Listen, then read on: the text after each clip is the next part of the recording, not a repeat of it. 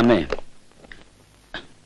ഞാൻ ആലോചിക്കായിരുന്നു, വല്ലാത്തൊരു ജന്മം എൻ്റെത്. ശരിക്കും പറഞ്ഞാൽ തീരെ ആവശ്യമില്ലാത്തൊരു ജന്മം. ചെയ്യുന്നതൊന്നും അങ്ങോട്ട് ശരിയാവുന്നുമില്ല, ശരിയാണെന്ന് തോന്നുക ചെയ്യാനും പറ്റുന്നില്ല. എന്താണെന്ന് പറ. ഞാൻ എങ്ങോട്ടെങ്കിലും അങ്ങ് പോയാലോ അമ്മേ? ഇവിടെ ഇങ്ങനെ ശ്വാസം മുട്ടി കഴിഞ്ഞിട്ട് മടുത്തു. നിയന്ത്രണം വിട്ടാൽ ചിലപ്പോ അതോടെ സകലവും തീരും. ദൂരെ എവിടെയെങ്കിലും ആണെങ്കിൽ ഒന്നും കാണാതെ കഴിക്കാമല്ലോ. മോനെ, അങ്ങനെയൊന്നും ചിന്തിക്കരുത്. നീയും കൂടെ ഇവിടെ ഇല്ലെങ്കിൽ പോകരുത്. നീ പോയാൽ ഞങ്ങളെ അവൻ കൊല്ലും. മോനെ സുധാര,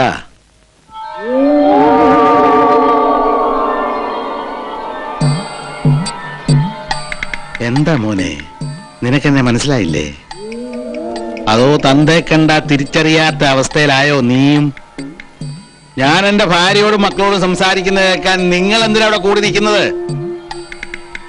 ചേട്ടൻ ഇങ്ങോട്ടിരിക്കെ. ചേട്ടനോ? നിന്റെ അമ്മയെ നീ ചേച്ചി എന്നാണോ വിളിക്കാറ്? സരസു, നീ ഒന്നുകൊണ്ടും വിഷമിക്കണ്ട. നിങ്ങളൊക്കെ എന്റെ മനസ്സിലുണ്ടാവും. നിന്നെ കാണാനും നിനക്കൊരു ദുഃഖം ഇല്ലാതിരിക്കാനും ഞാൻ എപ്പോഴും അടിയോടെ വീട്ടിലുണ്ടാവും. അത് പോരെ അച്ഛാ? ഓ, ഞാൻ പോയ പിന്നെ അച്ഛന് കള്ളൊക്കെ കിട്ടാറില്ലേ? ഓ, സുധാകര, അച്ഛനെ പൊന്നുപോലെ നോക്കണം. എന്താ ഇവിടെ? എടാ കള്ളക്കണാരാ,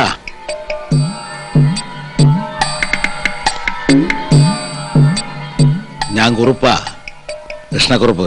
നമസ്കാരം കുറുപ്പ്. എന്റെ പേരും പറഞ്ഞ് താനൊരു കിഴി കെട്ടാൻ തുടങ്ങിയിട്ട് കാലം കുറെ ആയല്ലോ. അതെന്തായി?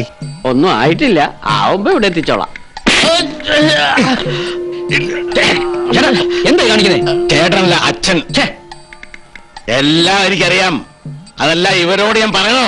അയ്യോ വേണ്ട, കുറുപ്പ് പോർക്കണം. ഞാൻ കട്ടിട്ടുണ്ട്. ആകെ കിട്ടിയ പണത്തിൽ നിന്ന് 7000 രൂപ കൊടുത്ത് ഞാൻ സിമന്റ് മേടിച്ചു. 4000 കൊടുത്ത് മകൾക്ക് ഒരു നെക്ലസ് മേടിച്ചു. കുറെ പണം തൊഴിലാളികൾക്ക് തന്നെ പലിശക്ക് കൊടുത്തിട്ടുണ്ട്. പൊറുക്കണം, ഒക്കെ പൊറുക്കണം. ഇനി എന്ത് ബാക്കിയുണ്ടോ എന്റെ മക്കൾക്ക് കൊടുക്കാൻ? ഇനിയിപ്പോ ആ കിഴി കെട്ടാൻ മേടിച്ച തുണി മാത്രമേ ഉള്ളൂ. അത് വെട്ടിയൊരു കോടകം തുന്നിച്ച് അത് കൊടുത്ത് ഈ നാട് മുഴുവൻ നടക്കും. നടന്നോളാമേ.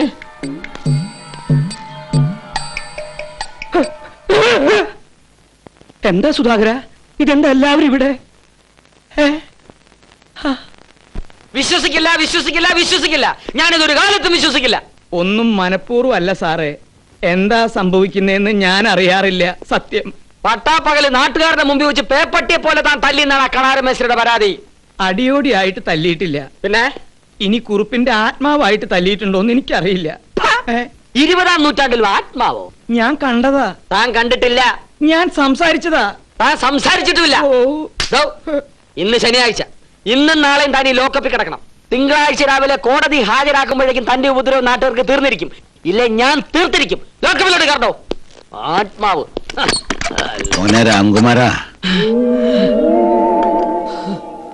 രാത്രി എന്നെ ലോക്കപ്പിൽ ഇടുകയാണെങ്കിൽ മോൻ എനിക്കൊരു കമ്പിളിപ്പുതപ്പ് തരണം. ഇതിനകത്ത് നല്ല തണുപ്പാ. നിനക്ക് ഓർമ്മയുണ്ടോന്നറിയില്ല, പണ്ടൊരു ദിവസം ഗുരുവായൂരിന്ന് വരുമ്പോ ഞാൻ നിന്റെ വീട്ടിൽ കയറി. അന്ന് നിന്റെ അമ്മ പുതയ്ക്കാൻ എനിക്ക് ചോന്നൊരു കമ്പിളി തന്നിരുന്നു. അതുപോലെ ഒരെണ്ണം തന്നാ മതി. ഞാനും അടിയോടിയും ഒരുമിച്ച് പുതച്ചോളാം.